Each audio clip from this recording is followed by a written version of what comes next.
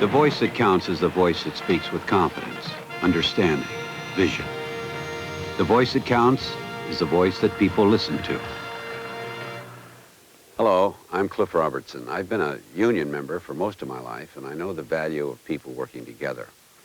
I also know how important it is to speak out, to be heard when you have something to say.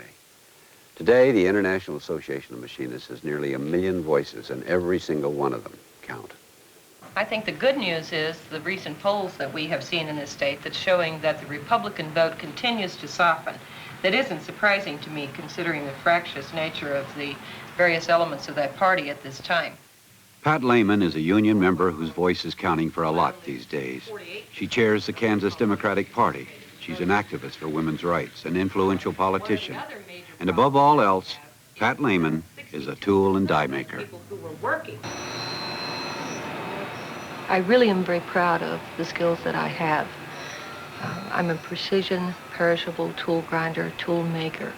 It's a marketable skill, and one that I could never have had the opportunity to even learn without the union. Because the union, first of all, fought long and hard for equal employment opportunity laws that affected everybody, that gave people like me, who really wanted to learn a marketable skill, the opportunity to have a chance to learn to do this kind of work. So it became very clear to me that we as working people had to participate actively in the political scene. Because if we don't represent ourselves, if working people have no organization to represent them, who's going to speak for us? No one. I assure you, no one will. Therefore, we're going to be working hard in this state to particularly target in on groups of people that we know have a very low voter participation. But communication is the key. We must always be able to communicate to people who these candidates are, what they stand for, what's our position on issues, helping people clearly understand the issues so that they're not taken in by the phonies, and heaven knows they abound in political life.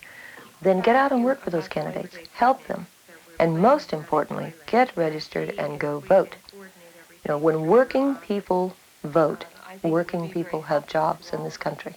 One of the major things that we're planning is voter registration, and I've talked to the election commissioners. We have almost no apples this year. I noticed that. I didn't see hardly any. Well, and you know what's I resent the fact that we're referred to as a special interest group. Our special interest is making the world a better place for everybody, not just our members, but everyone. Our members and our families' needs must come first. We have to represent them.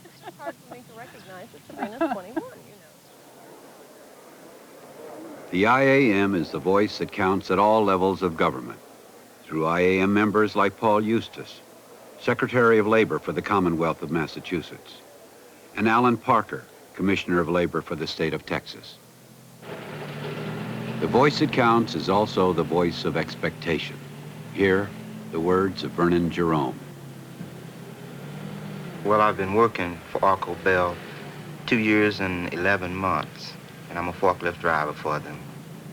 The reason I got interested in becoming a union steward was because the way the company was giving employees such a hard time, and at that time when I started back in the warehouse shipping department, they didn't have one over there, so I figured, I could help out.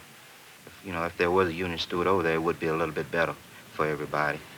So I started coming to meetings and learning more and more about the union. And now we're not having as many problems over there as we were before.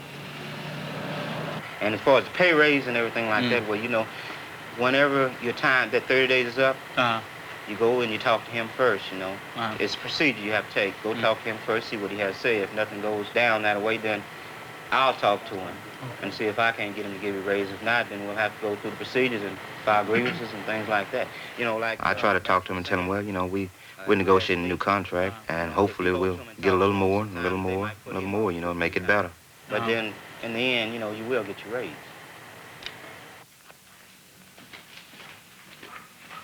Well, there are some places you can go, schools, and teach you more about the union, more about people, how to help people. And I guess you could say I'm still sort of looking into those things right now. Your dad is always going to these union meetings. She's after me all the time. You know, I'm always sitting down reading the book. If I have a problem at the job or something like that, and I'm too busy to get to it right away, then sometime after eating dinner in the evenings, I'll sit down and start reading the book, or I might go out, sit in the backyard and study the book. And she's always after me about, she says, well, I can tell now, you plan on going higher in that union, don't you? I said, I sure do, I say, it's a good union. It helps a lot of people. Everybody looks up to you out there, don't they? Oh, I imagine now, That's why I'm studying so hard. That's good. You should be proud of yourself. I'm proud of you. Well, thank you.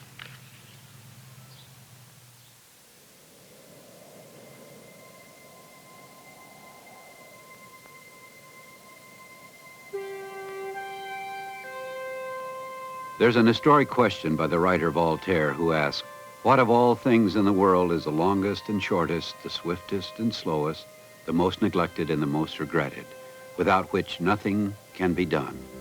The answer is time. Nothing is longer, since it measures all events, and nothing is shorter, since there never is enough of it. Time.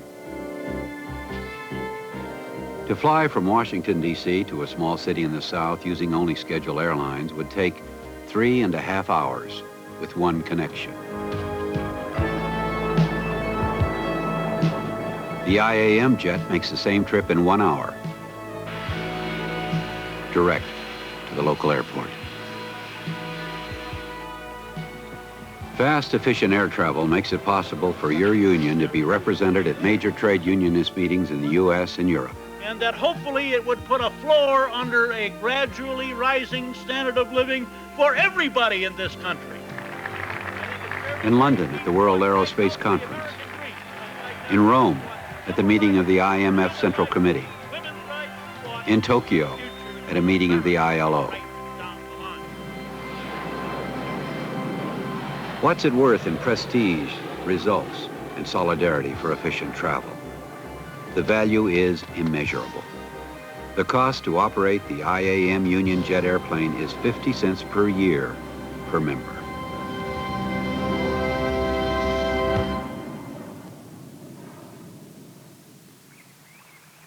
Years ago, this piece of land was privately owned. It was a preserve for the very rich. Today, this piece of land is owned by nearly 1 million working men and women. It's now a center for enlightenment and learning. Today, it's the information age that is shaping our future. It's the mind, not muscles, that is doing the stretching. During the next 12 months, hundreds of union members will attend classes at the IAM Education Center at Placid Harbor, Maryland. These men and women will learn techniques of organizing, business management, finance. They will learn how to lead in negotiating sessions, to earn a better share of what is rightfully theirs. Some of the other areas that we talk about in the area of nonverbal communication are ones that really aren't usually coming to the forefront too often. The use of time and the use of space. The modern tools that are shaping public attitudes are the tools of communication. When the reporter says, well, if you haven't read the charges, let me tell you what he's been charged with. That's his words. Unless he pulls out a court indictment and reads it to me, I don't believe him. He's editorializing again. So you back off and say, The dream of a more efficient union with stronger, more influential members is the goal of the IAM. If you think education and training cost too much, think of the cost of ignorance. Placid Harbor is adding stronger voices to labor's call, voices that count in many places. Here at Placid Harbor, the main thing that we learned that I think helps in communicating with our membership in Miami is how to listen to our membership.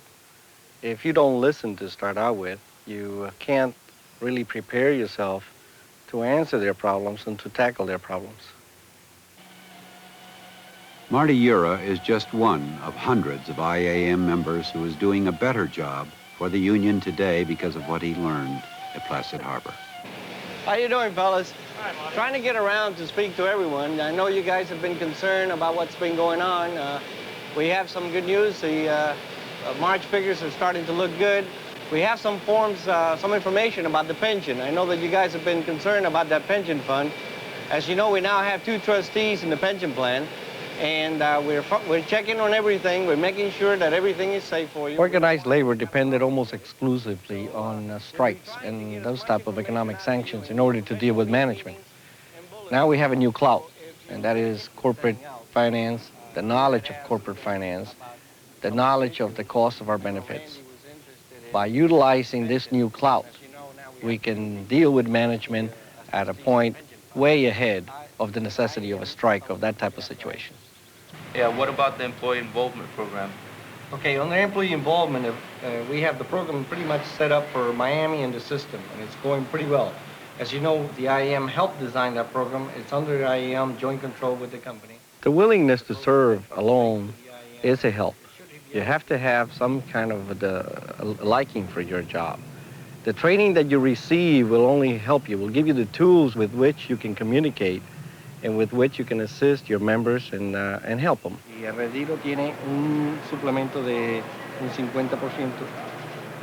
However, by acquiring new skills, by the training that you receive, applying it to some of the common sense, and that's the key, the common sense that you learn on the job, you can deal with your members, you can deal with the problems, you can even deal with the management at an advantage because you know your members best. The voice that counts is also the voice of compassion. Here's the voice of George Robinson. Well, this is our 44th health screening program among railroad workers. A screening program to determine if and how much damage has been done to the health of these railroad workers because of their exposures to asbestos. The question of why we're involved in medical screening, in this case for railroad workers and before for shipyard workers, it goes back to at least 1978 when the director of the HEW, Joe Califano, released that somewhere between 8 to 11 million Americans would die because of exposure to asbestos. At that press interview, when we asked the question, what's the government going to do about it, the answer was really not much. They were going to notify the people through Social Security system that they should be careful, but that was as far as they went.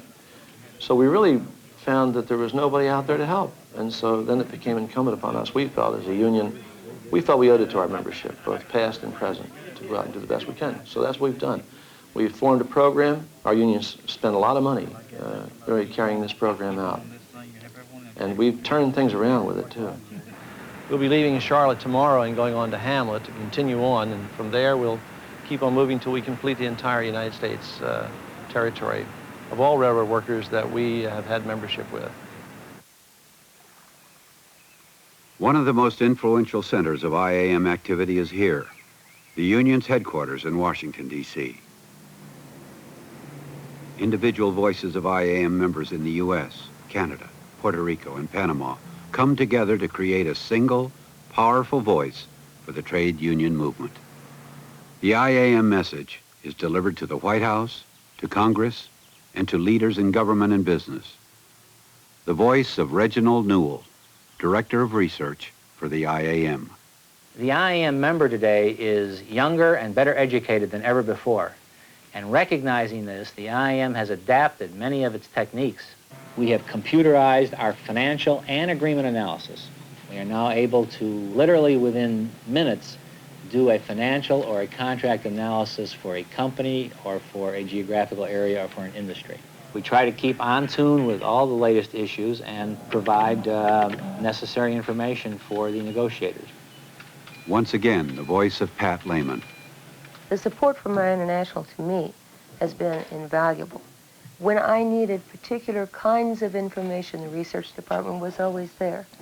When I needed ideas on how to assist candidates, workshops were provided through the education programs. When we need particular information about pieces of legislation that we know are going to affect us as working people, our legislative department, the Machinist Nonpartisan Political League, has always been right there with the kinds of research and information that ordinary people like me can't get under normal circumstances. How else does headquarters help IAM members? Through legal assistance to districts and locals, through political and legislative advice. And now we know that Vice President Bush was right in the last campaign when he called it voodoo economics. Here's a president who runs up $200 billion every year on non-people programs. The IAM headquarters is also a communication center strengthening the voice of labor through every media, from printed word to televised images. Corporations don't spend the millions that they spend on advertising unless they get good out of it. And we have to advertise just as much as we can in more subtle ways. And the voice that counts in the future is going to be the voice that's informed, that's knowledgeable, that's articulate, and gets out in front. And that means new initiatives, new programs, doing things differently than we've ever done them before. Our people need the kind of knowledge that's embodied in Let's Rebuild America, the real world, the real economics under which the country operates. And the voice that counts has to tell people why business economics is wrong, the damage it does to the country, and why the unions have to strike out in new directions and teach our leadership what the real facts of life are so that we can negotiate intelligently and knowledgeably, be responsible to the legitimate public interest that's always involved as the silent partner in a labor negotiation, and we find ourselves confronting that all the time. The future interests of our members are irrevocably wrapped up in education, communication, mobility, and initiative. And when we blend all of those, we do create the voice that counts. Nearly 100 years have gone by since the IAM began with the railroad. Now it comes upon a new stretch of track, another future to conquer. Most things change, but one thing doesn't: people. They will always be the voice that counts. The IAM is an aggressive and progressive union, and I'm proud of that. I think President Eisenhower said that if the government was as democratic as the machinist organization, they'd never get anything done. The voice that counts is the voice that speaks with confidence, understanding, vision. The voice that counts is the voice people listen to.